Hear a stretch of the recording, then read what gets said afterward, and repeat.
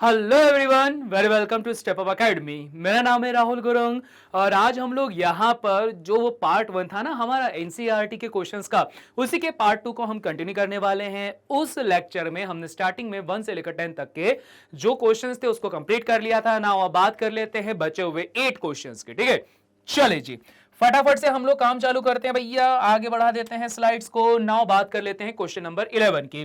Question number 11 बोलता है कि conductivity of this molarity acetic acid. अब ऑब्वियस बात है यहां पर मोलैरिटी दे दिया है तो यहां पर आपके पास में क्या हो जाएगा, m इज इक्वल टू ये हो जाएगा 0.0024। ये आ गया इसका कंसंट्रेशन और 1 भी लिखा हुआ। ये लो भैया, किसी को समस्या नहीं होनी चाहिए, 1 भी लिख देते हैं। इसकी कंडक्टिविटी दे के रखी है, दैट इज दिस वन। तो यहां पर आपके पास में दे के रखा है कापा, ये है 7.896 into 10 to the power minus का 5, ये देके रखा है। कैलकुलेट इट्स मोलर कंडक्टिविटी, मतलब आपको ये वाली वैल्यू फाइंड आउट करनी है जिसकी वैल्यू क्या होती है, kappa into 1000 divided by molarity. ये वाली वैल्यू नहीं पता है, ये आपको फाइंड आउट करनी है।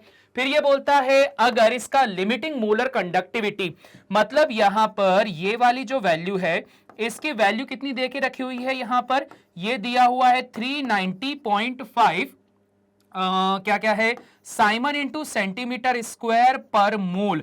ये आपके पास में अगर ये देके रखा हुआ है तो इस सिचुएशन पे ही बोला है what is it's dissociation constant. तो इसका डिसोसिएशन कांस्टेंट क्या होगा, डिसोसिएशन कांस्टेंट होता है Ka, जिसका फॉर्मूला होता है C अल्फा स्क्वायर और 1 माइनस क्या हो जाएगा आपके पास में अल्फा। तो ये वाली वैल्यू क्या करनी है, आपको फाइंड आउट करनी है। ठीक है जी, चलिए एक एक करके हम लोग इसको पूरा ब्रेक डाउन करना चालू करते हैं। तो भाई साहब हमारे पास में हमको ये इतना कुछ दे के रखा है, ये वैल्यू निकालनी है और ये वाली वैल्यू निकालनी है। अब ये वाली वैल्यू तो निकालना बहुत ज्यादा आसान है क्योंकि डाटा सारा दे के रखा हुआ है। तो मोलर कंडक्टिविटी अगर मैं निकालने जाता हूं तो आपके पास में क्या आ जाएगा, कापा, जिसकी वैल्यू कितनी दे के रखी हुई है।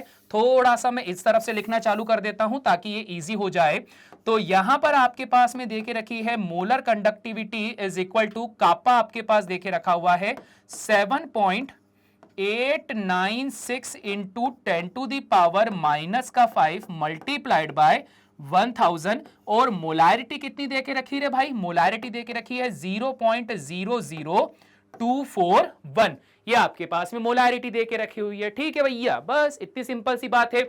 अच्छा, इसको सॉल्व कर लिया था मैंने, तो जो मोलैरिटी निकल कर आ रहा है इसके अंदर, ये आ रहा है 32.76।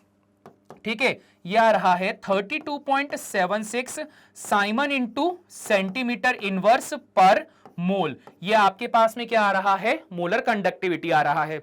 अब सवाल उठता है कि सर ये वाली वैल्यू कैसे निकाली जाए। चलो कंसंट्रेशन का तो पता है, जो मोलैरिटी होती है वही आपके पास में कंसंट्रेशन भी होता है, पर ये इस अल्फा का क्या किया जाए। तो अल्फा बराबर क्या होता है, डिग्री ऑफ डिसोसिएशन, है ना। तो यहां पर अगर मैं बात करता हूं अल्फा की, तो ये क्या होता है आपके पास में, इसे कहा जाता है डिग्री ऑफ डिसोसिएशन। अगर यहां पर डिग्री ऑफ डिसोसिएशन की बात की जाए तो इसका जो फॉर्मूला होता है वो होता है alpha, molar conductance at finite concentration upon में आता है लिमिटिंग मोलर कंसंट्रेशन। ठीक है, सॉरी कंसंट्रेशन बोल रहा हूं, लिमिटिंग मोलर कंडक्टिविटी। तो अल्फा के लिए ये वाला फॉर्मूला होता है। तो अब देखो दोनों वैल्यू है आपके पास में, तो यहां से किसकी वैल्यू आ जाएगी सर, यहां से वैल्यू आ जाएगी अल्फा की। तो आपके पास में मोलर कंडक्टेंस कितना दे के रखा हुआ है भैया, कहां गया कहां गया, हाँ मोलर कंडक्टेंस दे के रखा हुआ है 32.76। और अगर मैं बात करता हूं यहां पे इसका लिमिटिंग मोलर कंडक्टेंस की, तो यह है 390.5 और यूनिट दोनों की सेम निकलवा देंगे तो वहां पर क्या हो जाएगा, वो काट पीट कर अलग हो जाएगा। ठीक है, अरे यूनिट तो लिख दो, यूनिट सही नहीं लिखी मैंने, सेंटीमीटर स्क्वायर, यहां पर भी वही देके रखा है, सेंटीमीटर स्क्वायर पर मोल देके रखा हुआ है। ठीक है, अब देखो भैया क्या कहानी जाएगी, कहां पर कहानी जाएगी। जब आपने इसको सॉल्व कर दिया तो आपके पास में वैल्यू कितनी आ रही, कितनी कितनी कितनी, ये आ रहा है आपके पास में 390.5। ये वैल्यू आ रही, ठीक है। जब आप इसको सॉल्व करोगे तो भैया अल्फा की जो वैल्यू निकल कर आई है ना, वो अल्फा की वैल्यू निकल कर आई है मेरे पास में 0.084, तो ये वाली वैल्यू लिख देता हूं। तो यहां पर ये रहा आपके पास में पहला वाला आंसर, जहां पर एक अल्फा की वैल्यू ये रही, और साथ ही साथ में ये वाला भी आंसर आपके पास में काम का था, जहां पर आपको मोलर कंडक्टिविटी निकालनी थी। तो मोलर कंडक्टिविटी आपके पास में ये वाली हो जाती है। नाउ इतना करने के बाद में जो अगली कंडीशन बनती है, वो अगली कंडीशन आपके पास में क्या हो जाएगी, अब आपको वहां पर के ए की वैल्यू निकालनी है। भाई अब तो आसान हो जाएगा, जो आपके पास में ये कांस्टेंट की वैल्यू रहेगी वो निकल कर आएगा भैया कंसंट्रेशन, दैट इज 0 पॉइंट कितना है 00241, और यहां पर आ जाएगा मल्टीप्लाई। अब आपके पास में आ जाएगा अल्फा, जो कि है आपके पास में 0.084 का स्क्वायर, और इसको कर देना है आपको डिवाइड, और यहां पर आ जाएगा 1 माइनस 0.084। इतना सब कुछ आप कर दोगे तो आपके पास में आ जाएगा डिसोसिएशन कांस्टेंट, जिसकी वैल्यू देके रखी हुई है already 1.86 into 10 to the power minus का 5 मोल पर लीटर। तो ये आपके पास में क्या आ जाएगा, फाइनल आंसर आ जाएगा। क्लियर हो गई बात। मोलैरिटी, कंडक्टिविटी, ये सब देके रखा हुआ था, सीधे सीधे आपने बस वैल्यू को पुट करा है और सॉल्व करा है, आपका आंसर आ जाता है।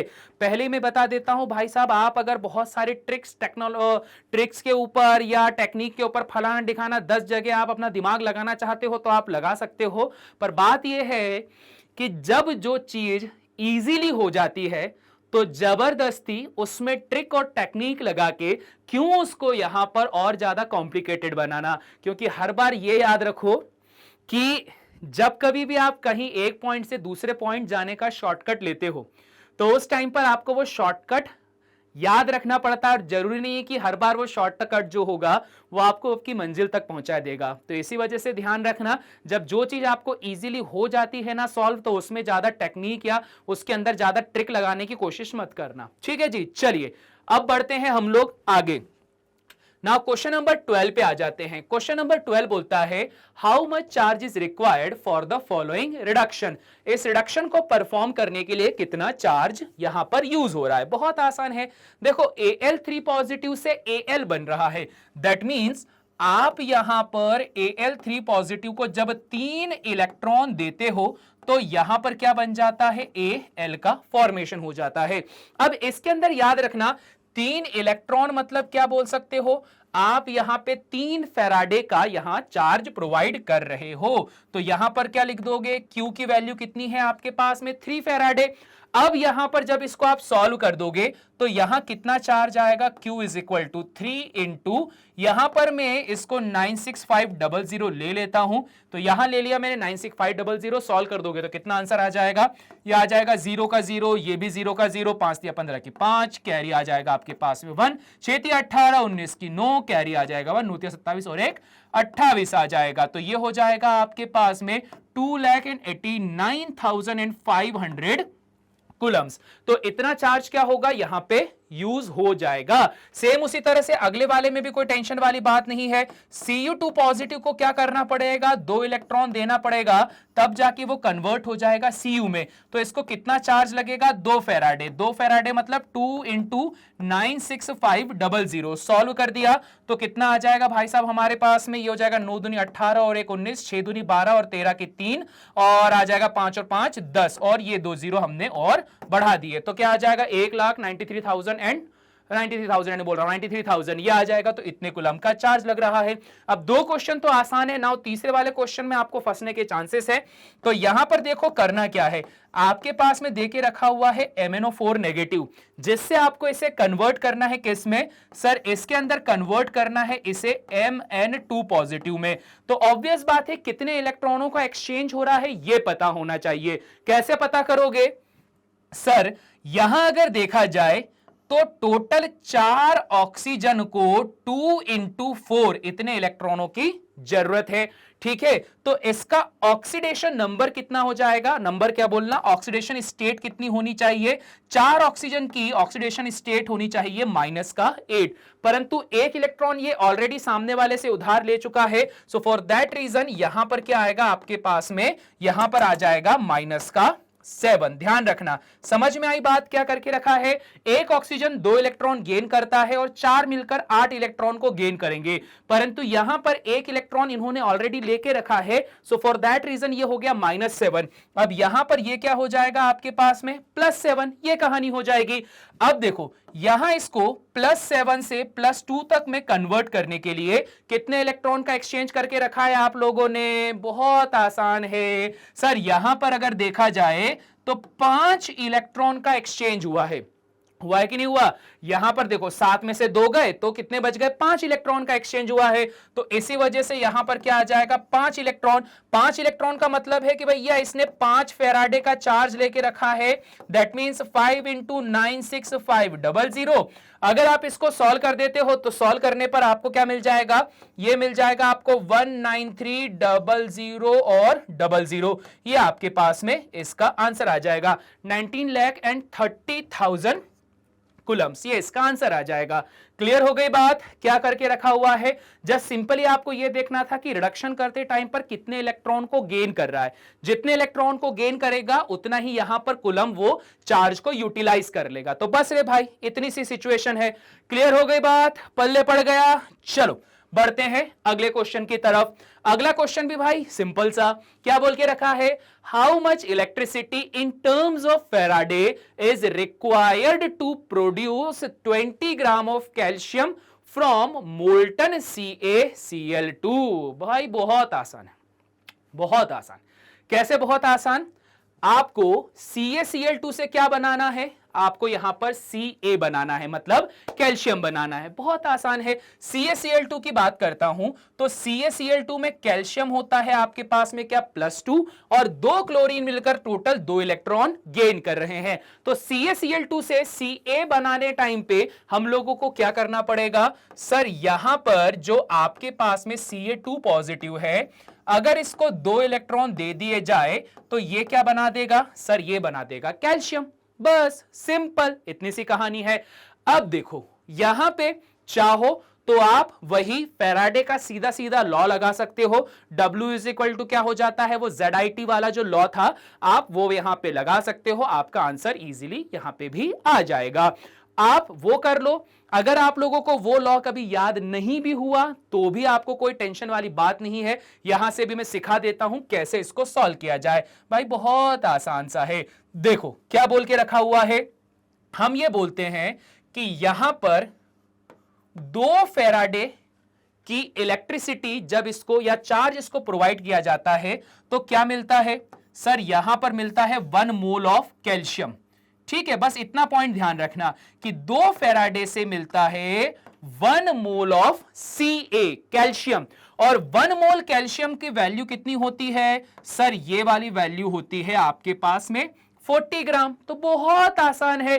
तो क्या बोल सकते हो आप? सर यहां पर आप बोल सकते हो कि 2 फेराडे से अगर 40 ग्राम कैल्शियम मिलता है तो क्वेश्चन क्या बोल के रखा था कि आपके पास में क्या है? 20 gram of calcium form by molten calcium chloride. आपके पास कितना कैल्शियम है? 20 ग्राम है। अगर 40 ग्राम को 2 फेराडे चाहिए तो आपके पास में 20 ग्राम को कितना चाहिए होगा? सर ये चाहिए होगा 1 फेराडे। ये लो, हो गया सॉल्व। कुछ भी एक्स्ट्रा काम नहीं कर रहा, जो वैल्यू लिखी थी मैंने वही लिख दिया कि सर एक Ca पॉजिटिव से 2 इलेक्ट्रॉन गेन करवाने पर एक Ca बन जाता है। 2 फेराडे के यहां पर क्या होता है? 4 यूज होता है। 2 फेराडे से 1 मोल कैल्शियम मिलता है। 1 मोल कैल्शियम बराबर 40 ग्राम, तो ये हो गया सॉल्व। सेम उसी तरह से 40 ग्राम ऑफ Al जो होता है फॉर्म, कहां गया? 40 gram of Al from molten Al2O3।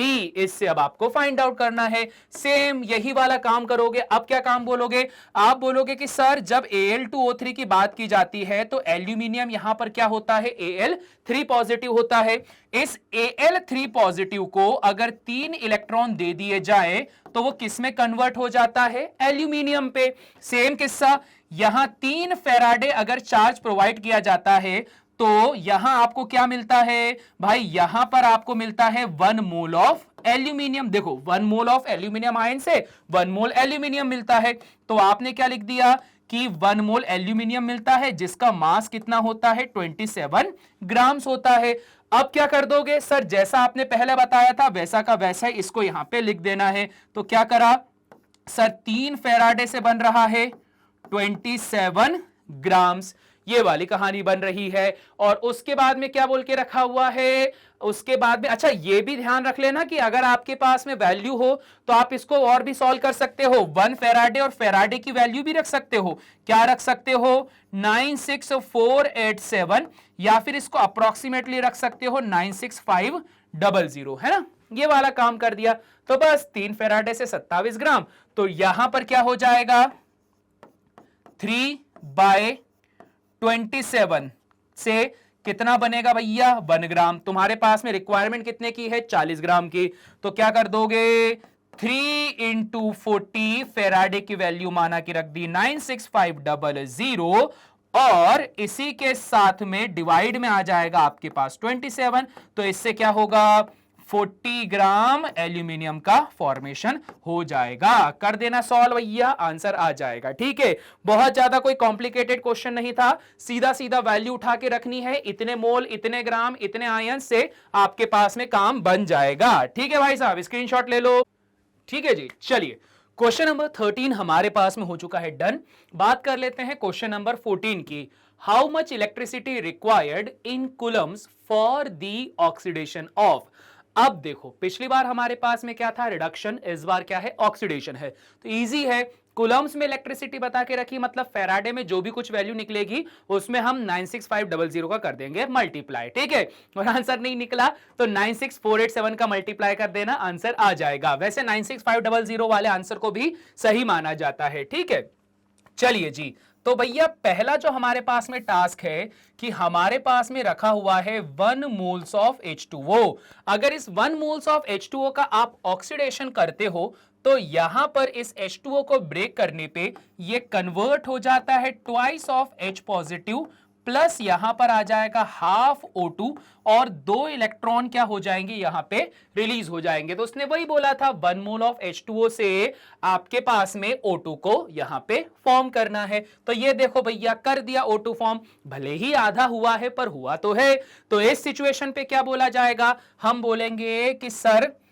1 mole O2 से आपके पास में 1 मोल O2 बोल रहा हूं, 1 मोल H2O से 0.5 मोल O2 का फॉर्मेशन होता है, जिसमें आपको यहां पर यूज किए जाते हैं 2 इलेक्ट्रॉन। 2 इलेक्ट्रॉन या 2 मोल्स ऑफ इलेक्ट्रॉन का मतलब क्या होता है कि सर यहां पर 2 फेराडे का यूज हुआ है, दैट मींस 2 इंटू 96500 का यहां पे यूज करके रखा हुआ है। अब क्या कर देना भैया, सीधे सीधे यहां पर आपको 2 से कर देना है मल्टीप्लाई।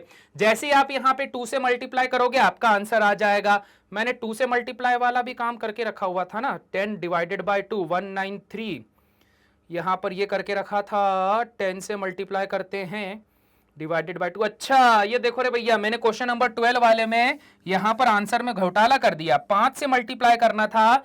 तो 5 से मल्टीप्लाई करने का मतलब होता है कि 96500 में 10 से मल्टीप्लाई कर दो, 2 से डिवाइड कर दो। ठीक है, तो जिन लोगों ने वो आंसर गलत लिखा हुआ था वो चेक कर लेना भैया, यहां पर उस आंसर को मैं सही भी करवा देता हूं। जब आपने पता इसको सॉल्व करा था तो सॉल्व करने पर क्या हो जाएगा, जस्ट इसका हाफ कर दो। तो 2 4 8, 2 8 16, 2 2 4 एंड 2 5 10 हो जाएगा हमारे पास में। फिर कितना आ जाएगा 1 और 2, तो इसका आंसर कितना आ जाएगा, इसका आंसर आ जाएगा 482500 कूलम्स आ जाएगा। 48 कितना हो जाएगा 4,82,500 कूलम्स, ये आपके पास में आंसर आ जाएगा। ठीक है भाई साहब, क्लियर हो गई बात।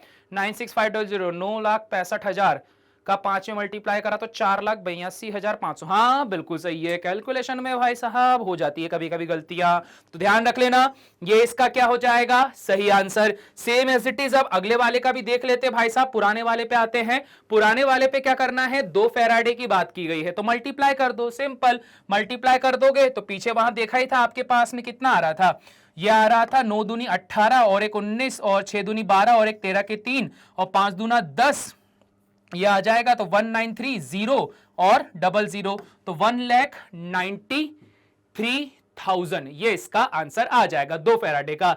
सेम उसी तरह से आपने FeO से यहां पर क्या करना है, 1 मोल ऑफ FeO से Fe2O3 का फॉर्मेशन करना है। अब देखो यहां पर क्या कहानी होती है, अगर बात करता हूं Fe की, तो ये Fe कितना होता है भाई साहब, यहां पर इसकी ऑक्सीडेशन स्टेट का आप पता अगर लगाते हो तो ये जो ऑक्सीजन है ये -2, तो आयरन कितना हो जाएगा, +2 हो जाएगा। इस वाले ऑक्सीजन की बात करते हो तो 3 ऑक्सीजन मतलब कितना सर, 3 ऑक्सीजन का मतलब यहां पर होता है -6, तो Fe ने क्या करा होगा, यहां पे +6। 2 आयरन के एटम मिलकर यहां 6 इलेक्ट्रॉन डोनेट कर रहे हैं, जिसका मतलब आयरन का एक एटम यहां पर कितने इलेक्ट्रॉन देगा, यहां पे 3 इलेक्ट्रॉन डोनेट करेगा। सो फॉर दैट रीजन अगर यहां पर ऑक्सीडेशन आप परफॉर्म करवाते हो तो आप यहां क्या बोलोगे कि सर इनिशियली मेरे पास में था Fe2 पॉजिटिव जो कि कन्वर्ट हो रहा है Fe3 पॉजिटिव में, और क्या करता है, एक इलेक्ट्रॉन को सामने वाले को डोनेट कर देता है। अगर इसने एक इलेक्ट्रॉन को डोनेट करके खुद को ऑक्सीडाइज कर लिया तो ऐसी सिचुएशन पे क्या हो जाएगा सर, यहां पर रिक्वायरमेंट होगी किसकी, 1 फेराडे इलेक्ट्रिसिटी की। 1 फेराडे मतलब 96500 कूलम्स ऑफ इलेक्ट्रिसिटी यहां पे यूज होगी। तो बस इतना सा करना है, हो गया सॉल्व, इसमें और ज्यादा कुछ एक्स्ट्रा काम नहीं है। नाउ क्वेश्चन नंबर 15 पे बात कर लेते हैं। क्वेश्चन नंबर 15 क्या बोलता है, आपके पास एक सॉल्यूशन है NiNO3 ट्वाइस का, okay, is electrolysed between platinum electrode, okay, platinum के इलेक्ट्रोड के बीच में रखा हुआ है। प्लेटिनियम के इलेक्ट्रोड की खासियत क्या होती है, इनका जो नेचर होता है वो इनर्ट होता है, मतलब ना ये ऑक्सीडाइज हो रहे हैं ना रिड्यूस हो रहे हैं। फिर क्या बोल के रखा हुआ है, using a current of 5 ampere, यहां पे 5 एम्पियर का क्या करके रखा है, हमारे पास में करंट दिया हुआ है, ठीक है, और बोल के रखा है 5 एम्पियर का करंट फ्लो करवाया जा रहा है 20 मिनट तक, ओके जी। तो यहां पर टाइम आपको दे दिया है 20 मिनट्स। अगर बात करता हूं तो टाइम को हमेशा सेकंड में लेना पड़ता है, 20 × 60, तो कितना आ जाएगा आपके पास में, ये हो जाएगा 1200 सेकेंड्स, ओके जी। अब बोलता है व्हाट मास ऑफ निकल is deposited at the cathode, यहां पे निकल का क्या मास डिपॉजिट होगा कैथोड के ऊपर। सर बहुत आसान है, जैसे पहले वाले क्वेश्चन करवाए सेम वैसा का वैसे आप इसको करवा दो। कैसे करवा दोगे, कितना इजी है, आप यहां पर ये बोलोगे, ये देखो आपके पास में जो NO3 होता है ये कितना हो जाता है भैया, ये होता है -1। अगर बात करता हूं मैं Ni की, तो यहां पर Ni का ऑक्सीडेशन स्टेट कैसे निकालोगे, 2 है यहां पर क्वांटिटी में, तो इस वजह से ये हो गया -2, और ये वाला क्या हो जाएगा आपके पास में +2। तो Ni से यहां पे क्या होता है, +2 की ऑक्सीडेशन स्टेट आती है। अगर ये कैथोड पर डिपॉजिट होगा तो ऑब्वियस बात है कि कैथोड पर रिएक्शन ये होगी कि जो आपके पास में रखा हुआ निकल का आयन है ये यहां पर 2 इलेक्ट्रॉन को गेन करके रिड्यूस हो जाएगा और निकल सॉलिड फॉर्म पे क्या हो जाएगा, डिपॉजिट हो जाएगा, ठीक है। अब डिपॉजिटेड वेट पूछा गया है तो फैराडे का फर्स्ट लॉ आप सीधे सीधे लगा सकते हो, जो कि क्या होता है आपके पास में W = Z × I × T, ये होता है आपके पास में। अगर Z की बात की जाए तो Z आपके पास में होता है E/में 96500 मल्टीप्लाइड बाय हो जाएगा आपके पास में करंट इनटू आ जाएगा टाइम, ये वाली कहानी हो जाएगी। अब यहां पर दिक्कत यह है कि ये E एक्चुअल में होता क्या है, तो यहां पर जो E होता है ना, इसको कहा जाता है इक्विवेलेंट वेट या फिर मास, ठीक है। तो मैं लिख देता हूं इक्विवेलेंट वेट। फॉर्मूला क्या होता है सर, फॉर्मूला होता है इसका यहां पे मोलर मास अपॉन में n फैक्टर, ठीक है रे भाई साहब, ये कहानी है। अगर देखो मोलर मास कितना निकल कर आ रहा है इसका 58.7 होता है, किसका मोलर मास, यहां पे Z की वैल्यू का, Z की वैल्यू बोल रहा हूं, हमारे पास निकल का मास जो निकल कर आया है कितना 58.7 ग्राम है, हाँ जी 58.7 ग्राम। वैसे तुम लोगों को जब एग्जामिनेशन होगी तो वहां पर ये वैल्यू दी जाएगी, तो टेंशन मत लेना, यहां NCERT में क्वेश्चन में नहीं दे के रखी थी क्योंकि ये सारा डाटा तुम लोगों को बुक के अंदर दिया गया था, तो इस वजह से उन्होंने दोबारा क्वेश्चन पे रिपीट नहीं करके रखा है। अदरवाइज एग्जामिनेशन होती है तो वहां पर ये दिया जाएगा, ठीक है। क्या कर दो, सीधे सीधे वैल्यू पुट कर दो, W = कितना आ जाएगा आपके पास में 58.7 Z की वैल्यू निकाल रहा हूं, हाँ Z की value E is equal to कितना हो जाएगा 58.7 डिवाइडेड बाय क्या होगा n फैक्टर। n फैक्टर का मतलब मैं पहले भी समझा चुका हूं, नंबर ऑफ इलेक्ट्रॉन एक्सचेंज। कितने इलेक्ट्रॉन एक्सचेंज हो रहे भैया, यहां पे 2 इलेक्ट्रॉन एक्सचेंज हो रहे हैं, तो यहां पर आ जाएगा 2 96500 एज इट इज चलेगा। मल्टीप्लाई में क्या हो जाएगा I, करंट कितना है आपके पास में, ए करंट है आपके पास में 1200 एंपियर, ए कितना है रे 5 एंपियर का है, ठीक है। करंट आपके पास में है 5 एंपियर का, साथ ही साथ में जो टाइम है वो है आपके पास में 1200 सेकंड्स का। ठीक है जी, सॉल्व कर दो, आंसर आपके पास में आ जाएगा।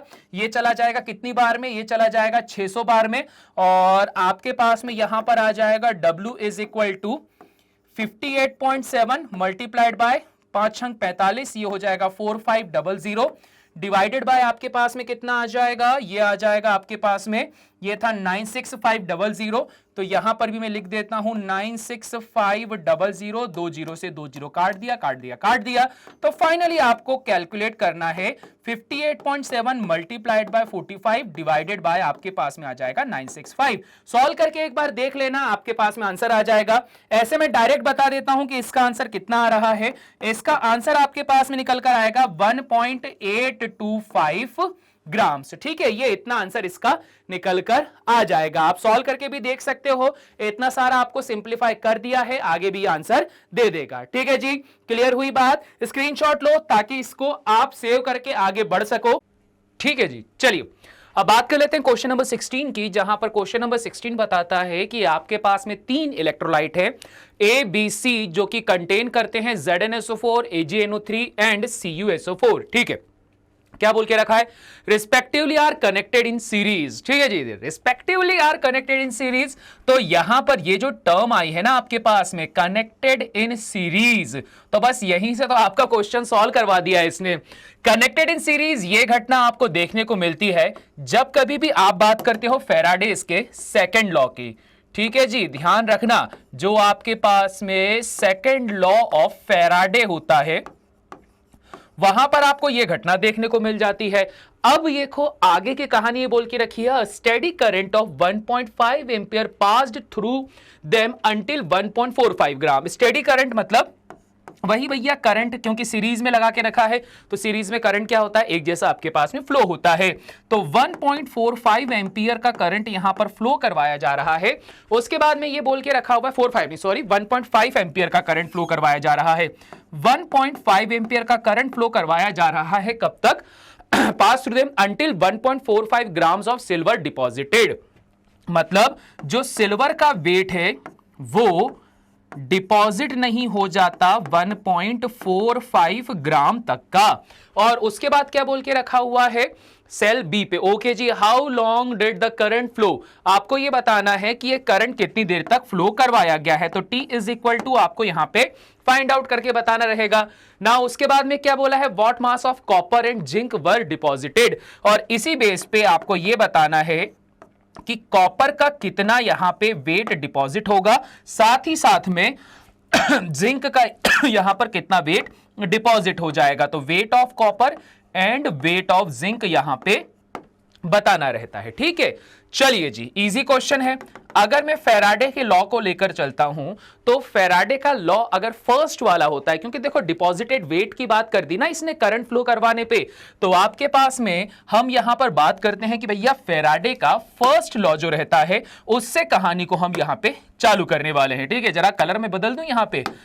चलिए जी, तो अगर मैं बात करता हूं यहां पे फैराडेज फर्स्ट लॉ की, तो फैराडे का फर्स्ट लॉ आपको यह बोलता है कि डिपॉजिटेड वेट W बराबर होता है आपके पास में ZIT के। और अगर ZIT की बात करते हो तो आप लोगों को अब भी जस्ट पहले वाले क्वेश्चन में बताया था कि Z इज इक्वल टू क्या होता है, Z इज इक्वल टू होता है 96500, और वो कहां आता है E के अपॉन पे। ठीक है, तो यहां छोटा सा मैं रिमाइंडर डाल देता हूं, W इज इक्वल टू होता है आपके पास में ZIT, जहां पर Z की वैल्यू होती है equivalent weight divided by 1 Faraday. और इक्विवेलेंट वेट की बात की जाए तो यह होता है आपके पास में वेट, जो कि आपके पास में क्या हो जाएगा, मॉलिक्यूलर मास होता है वो अपॉन में आ जाएगा n फैक्टर और 965 00, ये वाली कहानी हो जाती है। तो वो वाली फॉर्मूले को यहां पर आप अप्लाई करने वाले हो। यहां पर बात करते हो जो आएगा आपके पास में weight of the silver, molar mass of the silver की बात की जाती है तो वो होता है आपके पास में 108 ग्राम। ये जो वेट है ये कौन सा वाला है, ये आपके पास में मोलर मास है। 108 ग्राम का सिल्वर आपके पास में हो गया है, डिवाइडेड बाय सिल्वर का एन फैक्टर कितना होता है 1। रीजन आपके पास में रखा हुआ एजी जो है वो सिर्फ और सिर्फ एजी पॉजिटिव में कन्वर्ट हो पाता है, तो इस वजह से ये हो गया 1। यहां पर चल रहा है आपके पास में 96500। साथ ही साथ में अगर बात करते हो करंट जो फ्लो करवाया जा रहा है वो करवाया जा रहा है आपके पास में 1.5 एम्पियर का। आपको बताना है कि टाइम कितना होने वाला है। अगर वेट ऑफ सिल्वर जो डिपॉजिट हो रहा है उसकी बात की जाए तो वो है आपके पास में 1.45 ग्राम।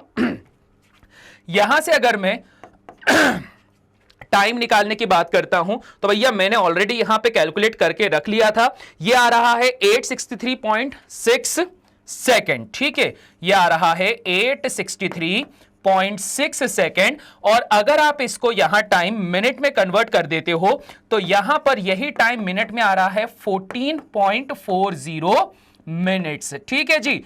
तो ये वाली कहानी बन रही है, तो बस इतना सा करना है। ये वाली वैल्यू आपके पास में यहां पर इस तरह से निकल गई। अब आपके पास में ये पता चल गया कि समय कितनी देर तक करंट फ्लो करवाया जा रहा है, साथ ही साथ में आपके पास सेम अमाउंट का करंट फ्लो हो रहा है और सेम अमाउंट का करंट फ्लो होता है तो उस कंडीशन पे अब आप क्या लगा सकते हो, फैराडे का सेकंड लॉ लगा सकते हो। फैराडे का सेकंड लॉ क्या बोलता है, ये बोलता है आपके पास में W1 अपॉन में आ जाएगा आपके पास W2 which is equal to आ जाएगा आपके पास में E1 अपॉन में E2। W1 की बात करते हो तो W1 का वैल्यू कितना दे के रखा हुआ है सर, ऑब्वियस बात है वेट की बात करते हो तो पहली स्टेप में फॉर्मूले को ऐसे लगा देना, वेट ऑफ सिल्वर अपॉन में आ जाएगा आपके पास में वेट ऑफ द कॉपर। अगर इक्विवेलेंट वेट की बात की जाए सिल्वर की तो यह होता है मोलर मास अपॉन में एन फैक्टर। तो मोलर मास होता है सिल्वर का 108 और अगर एन फैक्टर की बात करते हो तो वो कितना हो जाएगा 1। वहीं कॉपर की बात की जाए तो कॉपर का जो मॉलिक्यूलर मास होता है वो होता है आपके पास में 63.5 और कॉपर का एन फैक्टर कितना होता है 2 होता है। क्यों सर 2 होता है कॉपर का एन फैक्टर, क्योंकि कॉपर जो होता है Cu2 पॉजिटिव 2 इलेक्ट्रॉन को गेन करके Cu में कन्वर्ट हो जाता है, ठीक है। अब आपके पास में सारी कहानी देके रखी हुई है, आपको करना क्या है भाई साहब, यहां पर वैल्यू को पुट कर देना है, ठीक है जी। इसको थोड़ा सा मैं इरेज कर दूं ताकि यहां पर सही तरीके से लिख जाए। तो आपके पास में सिल्वर जमा हुआ था 1.45 ग्राम, यहां पर आपको निकालना है वेट ऑफ द कॉपर। जब आप यहां पे वेट ऑफ द कॉपर को पूरी तरह से सॉल्व करोगे तो सॉल्व करने पर भैया कॉपर का वेट निकल कर आ रहा है 0.426 ग्राम्स, ठीक है, ये वाला वेट निकल कर आ जाएगा। जो फॉर्मूला आप लोगों ने यहां पर अप्लाई करके रखा हुआ है सेम फॉर्मूला आप अप्लाई कर सकते हो किसके लिए, जिंक के लिए भी। अगर आप जिंक के लिए अप्लाई करते हो तो जिंक के लिए क्या आ जाएगा, यहां पर सेम वही weight of the silver upon में वेट ऑफ द जिंक और यहां पर क्या आ जाएगा भाई साहब आपके पास में equivalent weight of the silver upon में आ जाएगा equivalent weight of zinc. Silver कितना आ रहा है, ये आ रहा है 1.45 ग्राम।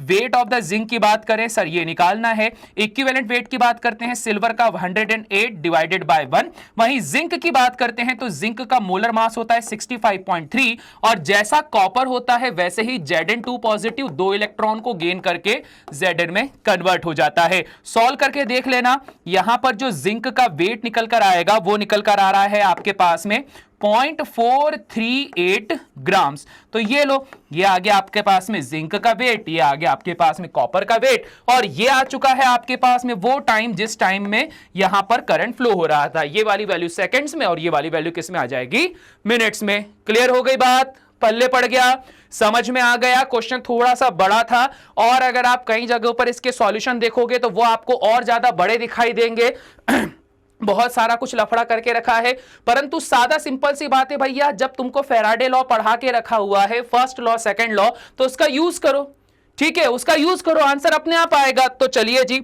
इसका स्क्रीनशॉट लीजिए, फिर फटाफट से सिर्फ 2 क्वेश्चन हमारे पास में और बचे हुए हैं उसको भी हम निपटा देते हैं, ठीक है।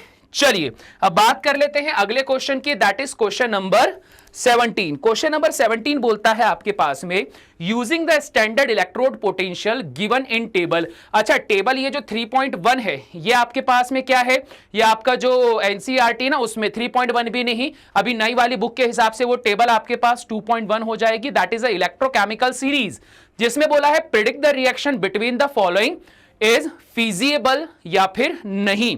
यह क्वेश्चन आपके पास में देके रखा हुआ है। सो आपके पास में फीजिबिलिटी की बात करी है, दैट्स इट।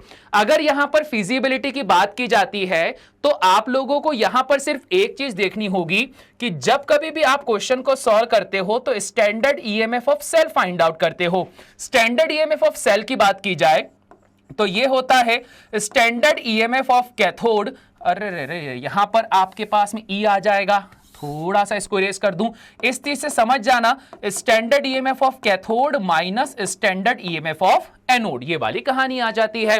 अब देखो करना कुछ नहीं है, जब आप इसको सॉल्व करते हो और सॉल्व करने पर वैल्यू अगर आपके पास में स्टैंडर्ड ईएमएफ ऑफ सेल की पॉजिटिव आती है तो उसको क्या कहा जाता है, इसको कहा जाता है कि सेल जो होगा वो वर्किंग होगा या फिर बोला जाता है फीजिएबल होगा। और अगर आपके पास में स्टैंडर्ड ईएमएफ ऑफ सेल की वैल्यू नेगेटिव आ गई तो सेल जो होगा वो वर्किंग नहीं होगा या फिर बोला जाएगा नॉट फीजिएबल, मतलब आपस में मिक्स होकर वो प्रोडक्ट का फॉर्मेशन नहीं कर पाएंगे। ठीक है, तो बस ये वाली कहानी है। अब इस कहानी के रिगार्डिंग देखो करना सिर्फ आप लोगों को वहां पे सब्सट्रैक्ट है। मैं एक सिंपल सा काम कर देता हूं, मैं जरा यहां पे डाटा लिख देता हूं। जैसे अगर मैं बात करता हूं पहले क्या है, आयरन और आयोडीन है, तो अगर मैं बात करता हूं स्टैंडर्ड ईएमएफ ऑफ सेल की जो कि आपके पास में 3 पॉजिटिव से कन्वर्ट होता है Fe2 पॉजिटिव में, इसकी वैल्यू है आपके पास में प्लस का 0.77 वोल्ट। ठीक है, इसके अलावा आपके पास अगर मैं बात करता हूं आयोडीन की तो दैट इज I2 से हमारे पास में क्या बन रहा है, I नेगेटिव बन रहा है। तो इस सिचुएशन पे क्या हो जाएगा सर, इस सिचुएशन पे वैल्यू आपको दे के रखी है 0.543। ना उसके बाद में अगली कंडीशन है आपके पास में सिल्वर का डाटा दे के रखा हुआ है कि आपके पास में रखा हुआ Ag पॉजिटिव जब Ag में कन्वर्ट होता है तो प्लस का 0.80, इसकी ये वाली वैल्यू रहती है 0.80 वोल्ट में आ जाएगा इसका आंसर। ये देखो इधर भी वोल्ट लगा दो, इधर भी वोल्ट लगा दो। सिल्वर के बाद कौन बचा हुआ है, कॉपर बचा हुआ है। तो स्टैंडर्ड ईएमएफ ऑफ आपके पास में कॉपर का आयन जब कॉपर में कन्वर्ट हो जाता है तो इसकी वैल्यू कितनी आती है, 0.34 वोल्ट आ जाती है।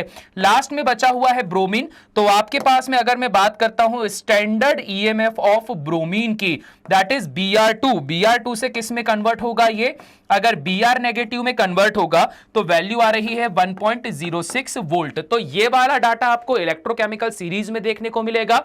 यहां से जो डाटा आपके पास में मिला हुआ है उस डाटा से आपको क्या कर देना है, इसको सॉल्व कर देना है। वैसे देखो कहानी में अगर देखा जाए तो इजी क्वेश्चन होने वाला है। आपके पास में क्या रखा हुआ, using the standard इलेक्ट्रोपोटेंशियल given the table predict the reaction between the following. अगर आपके पास में Fe3 पॉजिटिव है तो भैया 3 पॉजिटिव से 2 पॉजिटिव बनना 0.77 आ रहा है, और जबकि I नेगेटिव है तो वो I नेगेटिव कहां से बना होगा, ऑब्वियस बात है I नेगेटिव इससे आपके पास में फॉर्म हुआ होगा। तो रिएक्शन को जस्ट आपको अरेंज करना है, सॉल्व करना है, आंसर आ जाएगा। सॉल्व करके देखना, नहीं आंसर आता है तो कमेंट बॉक्स आप लोग के पास में ओपन है, कमेंट बॉक्स में आप कमेंट कर सकते हो। थोड़ा सा काम इसलिए छोड़ रहा हूं क्योंकि सिर्फ और सिर्फ कैथोड माइनस एनोड करना है, और कैथोड और एनोड निकालना मैंने ऑलरेडी आप लोग को सिखा दिया है कि किस तरह से कैथोड और एनोड को डिटेक्ट किया जाता है। अगर नहीं भी पता है तो एक फटाफट फुर्ती से छोटा सा पॉइंट यहां पर एक्सप्लेन कर दूं ताकि आप लोगों को यह क्लियर हो जाए। तो भैया जब कभी भी आप कैथोड एनोड की बात करते हो तो कृपया इस बारे में ध्यान रखना कि कैथोड एनोड का कॉन्सेप्ट आपको यह बताता है कि कैथोड आपके पास में वो जगह होती है जहां पे रिडक्शन परफॉर्म होता है। मतलब अगर आपके पास में सपोज बात की जाए कि आपके पास में रखा हुआ है Fe3 पॉजिटिव, उसने एक इलेक्ट्रॉन गेन करके Fe2 पॉजिटिव बना लिया तो दैट इज अ कैथोड। और अगर मैं बात करता हूं यहां पे एनोड की तो एनोड क्या होगा, जस्ट इसका उल्टा। अगर आपके पास में रखा हुआ है Fe टू पॉजिटिव, ठीक है भैया। अगर इस Fe2 पॉजिटिव ने अपना एक इलेक्ट्रॉन लूज करके Fe3 पॉजिटिव बना लिया तो वो क्या कहलाएगा? एनोड कहलाएगा। क्यों? क्योंकि कैथोड वो जगह होती है जहां पर हमेशा परफॉर्म होता है रिडक्शन, और एनोड वो जगह होती है जहां पर परफॉर्म होता है ऑक्सीडेशन। तो आपको यहां पर यह ट्रेस करना है कि किस में ऑक्सीडेशन हो रहा है, किस में रिडक्शन हो रहा है। अगर आपसे बन जाता है बहुत अच्छी बात है, नहीं बनेगा तो स्पेशली आपके कमेंट के अंदर मैं इस चीज को कमेंट कर दूंगा और उसको पिन भी कर दूंगा कि भैया ये इसके अंदर वैल्यू होती है। ठीक है जी, क्लियर हो गई बात। अब इसका स्क्रीनशॉट ले लो फटाफट फुर्ती से। ठीक है जी, क्वेश्चन नंबर 17 डन। नाउ बात कर लेते हैं क्वेश्चन नंबर 18 की। भाई क्वेश्चन नंबर 18 को थोड़ा अच्छे से समझ लेना, क्योंकि क्वेश्चन नंबर 18 जो होने वाला है ये थोड़ा सा आप लोगों को थ्योरी वाला पार्ट भी आने वाला है, समझने वाली चीज भी आने वाली है, तो कृपया इस चीज को अच्छे से समझ ले। क्वेश्चन क्या बोलता है? Predict the product of electrolysis in each of the following. आपके पास में इलेक्ट्रोलिसिस हो रहा है इन 4 सिचुएशन पे, तो आप लोगों को ये यहां पर प्रिडिक्ट करना है कि आपके पास में ये जो सिचुएशन हो रही है उसमें क्या क्या प्रोडक्ट मिलेगा, मतलब इलेक्ट्रोलिसिस में क्या प्रोडक्ट मिलेगा। अब देखो भैया करना क्या है, इसके अंदर इजी काम होने वाला है, परंतु बस थोड़ा सा आप लोग को यह ध्यान रखना है कि कब कौन सी चीज जाएगी और कब कौन सी चीज आएगी। ठीक है, पहली कंडीशन बोलती है आपके पास में कोई एक्वस सॉल्यूशन है सिल्वर नाइट्रेट का विथ सिल्वर के इलेक्ट्रोड। आपके पास में इलेक्ट्रोड भी सिल्वर का है और सिल्वर नाइट्रेट का सॉल्यूशन भी है। ठीक है, तो इस सिचुएशन पे अगर मैं बोलता हूं कंडीशन नंबर 1, तो कंडीशन नंबर 1 आपको यह बताती है कि सर अगर आपके पास में सिल्वर नाइट्रेट AgNO3 रखा गया है तो ऑब्वियस बात है ये ब्रेक डाउन हो जाएगा आपके पास में Ag positive plus NO3 negative के रूप में। ठीक है, ऑब्वियस बात है ये ब्रेक डाउन होने वाला है। जैसे ये यहां पर ब्रेक डाउन हुआ तो एक बना केटायन, एक बना एनायन, दो जगह रिएक्शन परफॉर्म होगी। सबसे पहले मैं बात कर लेता हूं कैथोड पे। कैथोड वो जगह होती है जो कि जानी जाती है रिडक्शन के लिए, और रिडक्शन का मतलब होता है कि इलेक्ट्रॉन को यहां पे गेन कर लेना। ठीक है, ध्यान रखना, रिडक्शन का मतलब क्या है? इलेक्ट्रॉन को गेन कर लेना। अब इस सिचुएशन पे क्या कहानी बनेगी जरा समझ लो। अगर इलेक्ट्रॉन को गेन करने की बात आती है तो यहां पर आता है आपके पास में silver, that is Ag positive.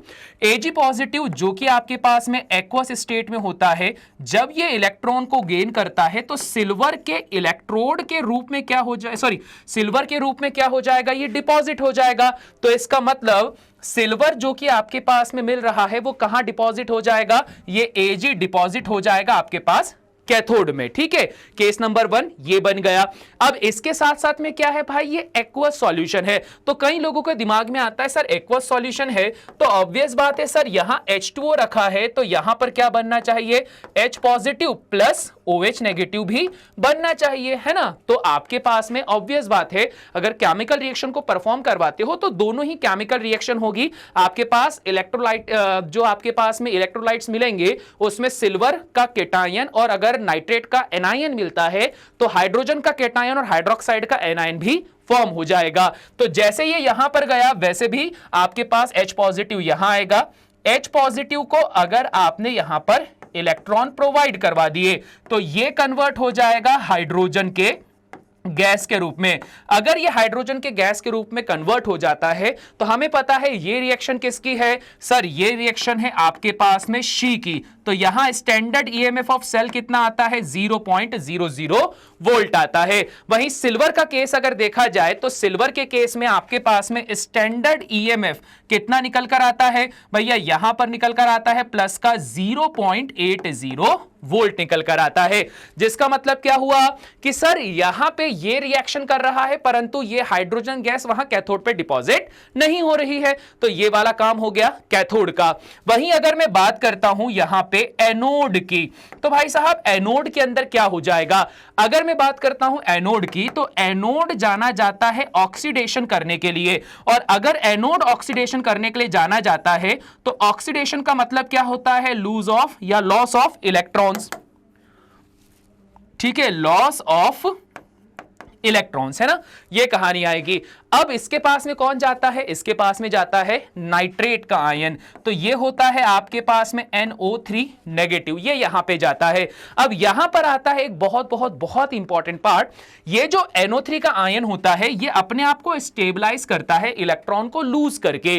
अब ये जब कभी भी इलेक्ट्रॉन को लूज करने की बात करता है तो ये कहां पर जा रहा है, एनोड पर। आपके पास एनोड कैसा है सर, एनोड बना हुआ है सिल्वर का, ठीक है। अगर एनोड आपके पास सिल्वर का बना होता है तो ये NO3 क्या करता है, ये NO3 उस एनोड में से सिल्वर का ब्रेकडाउन करवाता है। ये ध्यान रखना, ये जो NO3 है ना, जब एनोड पर जाता है तो सिल्वर का जो एनोड है उसको ब्रेकडाउन करवाता है। तो ब्रेकडाउन करने पर होगा क्या सर, इसके पास में रखा होगा सिल्वर का इलेक्ट्रोड जो कि होगा सॉलिड फॉर्म पे, जिसको ये ब्रेकडाउन करके कन्वर्ट करवा देता है Ag पॉजिटिव में, ठीक है। Ag पॉजिटिव में तोड़ता है, इलेक्ट्रॉनों को रिलीज करवाता है, एक्वस आयन बना लेगा और अगेन क्या बना देगा, ये वापस से AgNO3 का फॉर्मेशन कर देगा। परंतु इस सिचुएशन पे हम लोगों को यह देखने को मिलेगा कि यहां पर आपके पास में OH नेगेटिव भी यहां जा रहा है। और OH नेगेटिव क्या करता है भाई, OH नेगेटिव जब इस एनोड पर अप्रोच करता है तो आपके पास में मौजूद जो OH नेगेटिव, इसको मैं ऐसा बना देता हूं NO3, जो आपके पास में मौजूद OH नेगेटिव है, ये क्या करता है, ये यहां पर अपने आप को कन्वर्ट करके ऑक्सीजन गैस को रिलीज करवा देता है, ठीक है भाई साहब। 4 मोल्स ऑफ OH नेगेटिव को जब आप कंबाइन करते हो तो आपके पास में 2 मोल्स ऑफ H2O मिलेगा, प्लस आपके पास मिल जाती है ऑक्सीजन गैस और 4 मोल्स ऑफ इलेक्ट्रॉन यहां पे क्या हो जाते हैं, रिलीज हो जाते हैं। तो कृपया ध्यान दीजिए कि यहां पर इस इलेक्ट्रोलिसिस की प्रोसेस में 2 घटनाएं होती हैं। पहली घटना ये कि इस पूरी प्रोसेस में हाइड्रोजन जो होगा वो गैस के फॉर्म पे बाहर निकलेगा और दूसरी सिचुएशन पे ऑक्सीजन जो होगा वो गैस के फॉर्म पे क्या हो जाएगा, बाहर निकल जाएगा। क्लियर हो गई बात, स्क्रीनशॉट लो, इसको डिलीट करके फिर मैं दूसरा वाला क्वेश्चन भी तुमको समझाता हूं क्योंकि वो भी कुछ इसी तरह का है, ठीक है भैया। क्लियर हो गई बात। अब देखो यहां पे इसको मैं अब हटा देता हूं, फर्स्ट वाले को। नाउ बात कर लेते हैं अब हम लोग यहां पे सेकंड वाली सिचुएशन की। सेकंड सिचुएशन की बात करते हैं तो सेकंड सिचुएशन बोलता है कि यहां मेरे पास रखा है सिल्वर नाइट्रेट, परंतु इस बार है प्लेटिनियम का इलेक्ट्रोड। अब प्लेटिनियम के इलेक्ट्रोड की खासियत यह होती है कि आपके पास में रखा हुआ जो प्लेटिनियम का इलेक्ट्रोड होता है ये कैसा बिहेव करता है भाई, ये बिहेव करता है बिल्कुल इनर्ट नेचर, ठीक है। कैसा बिहेव करता है, इनर्ट नेचर बिहेव करता है। इनर्ट नेचर के बिहेव करने की वजह से अब वैसे ही पुरानी रिएक्शन AgNO3 वैसा का वैसा ही टूट रहा है, सेम वही कहानी हो रही है जो अभी थोड़ी देर पहले हुई थी। तो मैं बात करता हूं कि सर यहां पर इस बार कैथोड पे क्या रिएक्शन होगी, तो सेम पुराना वही वाला काम कि सिल्वर नाइट्रेट में से टूटा हुआ सिल्वर का जो आयन होगा वो क्या कर देगा भाई, वो यहां पर इलेक्ट्रॉन को गेन करेगा और किस में कन्वर्ट हो जाएगा, सिल्वर सॉलिड के रूप में। और ये जो Ag होगा वो क्या हो जाएगा, इस कैथोड के ऊपर आकर हो जाएगा डिपॉजिट। और इस बार लफड़ा नहीं है, क्यों लफड़ा नहीं है, क्योंकि जो कैथोड है वो किसका बना हुआ है भाई, कैथोड इस बार प्लेटिनियम का बना हुआ है, सिल्वर का बना हुआ नहीं है। तो एक घटना आपके पास में ये हो गई।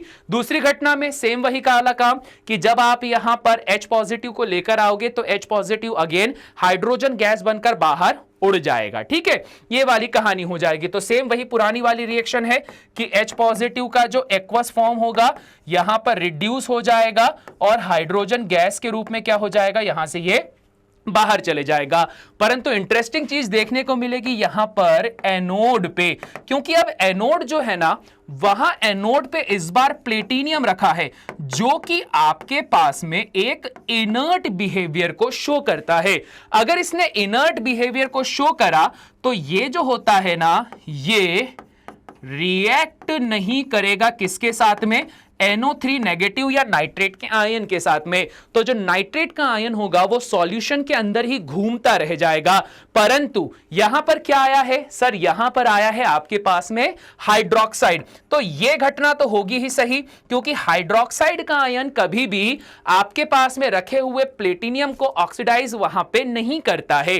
तो इस वजह से क्या होगा कि सिर्फ हाइड्रोक्साइड का आयन रिएक्शन को परफॉर्म करेगा। अगेन यहां पर वाटर का मॉलिक्यूल और वाटर का मॉलिक्यूल और क्या दे देगा आपके पास में, ऑक्सीजन गैस को प्रोवाइड कर देगा। साथ ही साथ में ये लोग क्या कर देंगे, 4 इलेक्ट्रॉन को रिलीज कर देंगे। तो डिफरेंस क्या आया, पहला वाला रिएक्शन कर गया और दूसरा वाला यहां पे रिएक्शन नहीं करता है।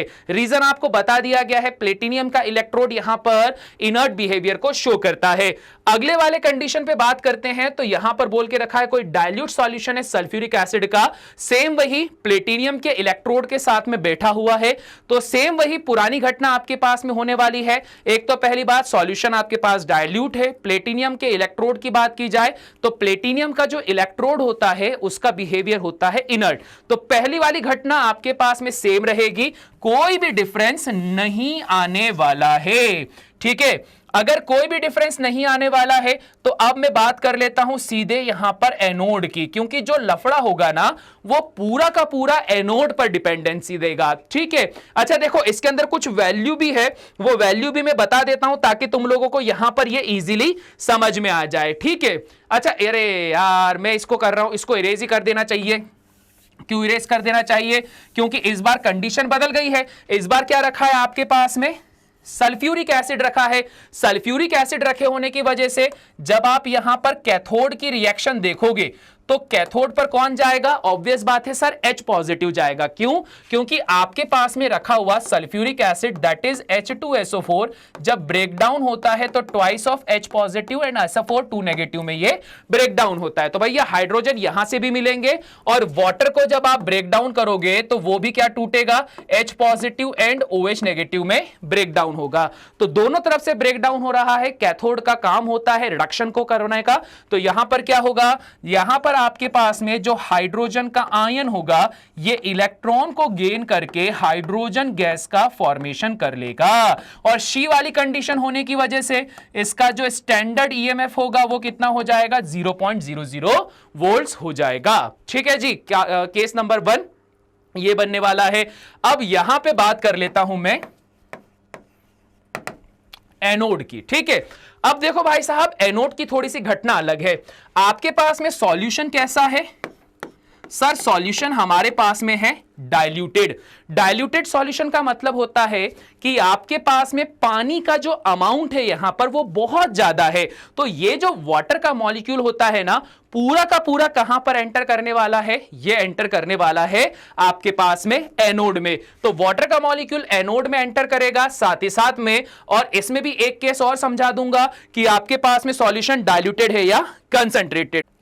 ठीक है, अब देखो यहां पर कौन आएगा आपके पास में, यहां पर आएगा आपके पास वाटर का molecule that is twice of H2O और एनोड है तो ऑब्वियस बात है ऑक्सीडेशन होगा, मतलब इलेक्ट्रॉन बाहर चला जाएगा। अब भैया इस सिचुएशन पे कहानी ये होती है कि यहां पर जो कंडीशन आएगी इसमें आपके पास में ऑक्सीजन गैस हो जाएगी रिलीज, साथ ही साथ में 4 मोल्स आपको मिलेंगे हाइड्रोजन के आयन के और 4 इलेक्ट्रॉन यहां से क्या हो जाएंगे, रिलीज हो जाएंगे। तो इस सिचुएशन पे क्या बोला जाएगा कि भाई कंडीशन नंबर 3 में ऑक्सीजन गैस होने वाली है रिलीज। अब बात ये होती है कि कई लोग बोलेंगे कि सर सल्फेट आयन का क्या, तो भाई साहब इस बात का ध्यान रखा जाए कि अगर आप बात करते हो SO4 2 नेगेटिव की तो इसके साथ में क्या होगा, तो देखो ऑक्सीडेशन तो आपके पास में यहां पर भी हो जाएगा। ठीक है, पर इशू यहां पर यह है कि जो SO4 2 नेगेटिव है ना यहां पर ये एक डाइल्यूट सॉल्यूशन होने की वजह से SO4 2 नेगेटिव का अमाउंट यहां पर काफी ज्यादा कम है। अमाउंट कम होने की वजह से सिचुएशन ये निकल कर आती है कि इसकी वैल्यू कंसीडरेशन पे नहीं आएगी, सिर्फ और सिर्फ वाटर का जो मॉलिक्यूल है इसकी वैल्यू ही कंसीडरेशन पे आएगी। सो फॉर दैट रीजन यहां पर ऐसी कुछ कंडीशन बन जाएगी। नाउ बात कर लेते हैं अब इसका जो लास्ट वाला कंडीशन है इसकी, तो लास्ट वाले कंडीशन की अगर मैं बात करता हूं तो लास्ट वाली कंडीशन पे, अच्छा इसको भी मैं हटा ही देता हूं, लास्ट वाली कंडीशन है कंडीशन नंबर 4। अब इस कंडीशन नंबर 4 की अगर मैं बात करूं तो कंडीशन नंबर 4 बोलता है कि आपके पास में एक एक्वस सॉल्यूशन है CuCl2 that is copper chloride और with platinum electrode. Platinum electrode फिर से आ गया, दैट मींस अगेन ये रिएक्शन परफॉर्म नहीं करता है, इनर्ट बिहेवियर होता है। इस सिचुएशन पे हम लोग ये बोलेंगे कि अगर CuCl2 को यहां ब्रेक डाउन करा जाए तो ये बनाता है Cu2 positive plus twice of Cl negative, है ना। ये सिचुएशन आ जाती है। अब इस सिचुएशन पे एनोड और कैथोड की बात की जाती है, तो कैथोड जो होता है अगेन वही आपके पास में रिडक्शन को परफॉर्म करेगा। कैथोड है आपके पास में प्लेटिनियम का, जिस वजह से इसका जो नेचर होने वाला है वो होने वाला है इनर्ट, मतलब रिएक्शन नहीं करेगा। तो अब कैथोड के पास में कौन जाएगा, यहां जाएगा आपके पास में कॉपर का आयन। तो कॉपर का ये जो एक्वस आयन है ये 2 इलेक्ट्रॉन को गेन करके कन्वर्ट हो जाएगा किसमें, कॉपर के सॉलिड फॉर्म पे। और ये जो कॉपर होगा वो कहां डिपॉजिट हो जाएगा, सर ये कॉपर जो होगा ना ये यहां पे डिपॉजिट हो जाएगा किसके अंदर, इस प्लेटिनियम के इलेक्ट्रोड के ऊपर ये हो जाएगा डिपॉजिट, ठीक है। अब देखो भैया अगली सिचुएशन आपके पास में क्या बोलती है, कैथोड आपके पास में हो गया डन। नाउ बात कर लेते हैं अब हम यहां पे एनोड की। अब यहां पर आता है सबसे मेन काम, ठीक है। क्या मेन काम आता है, अगर सर यहां एनोड पर आप बात करते हो तो नेगेटिव वाले आयंस जाएंगे, तो ट्वाइस ऑफ Cl नेगेटिव इसके पास जाएगा, और ट्वाइस ऑफ Cl नेगेटिव यहां जाने के बाद में क्या करने वाला है, सर यहां पर जाके ये क्लोरीन गैस को इवॉल्व कर देगा, साथ ही साथ में ये 2 इलेक्ट्रॉनों को क्या कर देगा, यहां पे रिलीज कर देगा। अब अगर मैं बात करता हूं कि इस सिचुएशन पे इसका जो स्टैंडर्ड ईएमएफ ऑफ सेल है वो आता है 1.36 वोल्ट, ठीक है। ये वाली कहानी आती है। अब देखो भैया सेम सिचुएशन पे आपके पास में एक और कंपाउंड बचा हुआ था, इसका वैल्यू आ रहा है मेरे पास में 1.23। ये वैल्यू कौन सी है, अभी थोड़ी देर पहले देखा हुआ था कि आपके पास में एक्वस सॉल्यूशन है, पानी प्रेजेंट है, तो H2O भी अगेन यहां रिएक्शन करने के लिए आगे आएगा। तो ट्वाइस ऑफ H2O से आपके पास में जब रिएक्शन होगी तो रिएक्शन होने पर क्या आ जाएगा, 4H पॉजिटिव प्लस आपके पास में आ जाएगा ऑक्सीजन का गैस प्लस 4 इलेक्ट्रॉन हो जाएंगे रिलीज। परंतु अब कंडीशन यह है कि यहां पर जो स्टैंडर्ड ईएमएफ आ रहा है वो आ रहा है 1.23 वोल्ट आ रहा है। अब दोनों में क्या डिफरेंस आया, सर यहां पर देखा जाए इसके वैल्यू आपके पास में ज्यादा है, तो रिएक्शन कौन सी वाली कैरी होगी, ये होगी आपके पास में क्लोरीन वाली। तो ट्वाइस ऑफ Cl नेगेटिव ये कन्वर्ट हो जाएगा क्लोरीन गैस में। तो आपको क्या क्या मिलेगा, सर इस रिएक्शन में आपको क्लोरीन गैस का फॉर्मेशन हो जाएगा, साथ ही साथ में कॉपर जो होगा वो इलेक्ट्रोड के फॉर्म पे प्लेटिनियम के इलेक्ट्रोड के ऊपर जमा हो जाएगा। क्लोरीन कभी भी प्लेटिनियम के इलेक्ट्रोड को ब्रेक डाउन नहीं करवा पाएगा क्योंकि वो बिहेवियर होता है इनर्ट, ठीक है जी।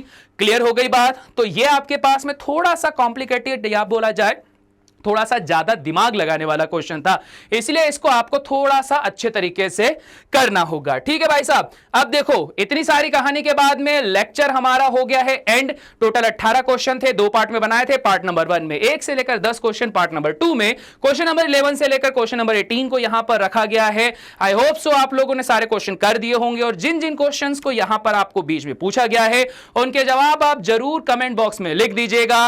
इसी के साथ में ही हमारा ये चैप्टर हो चुका है एंड। मैं मिलता हूं अब आपको नेक्स्ट चैप्टर के साथ में, तब तक के लिए सभी को टाटा बाय।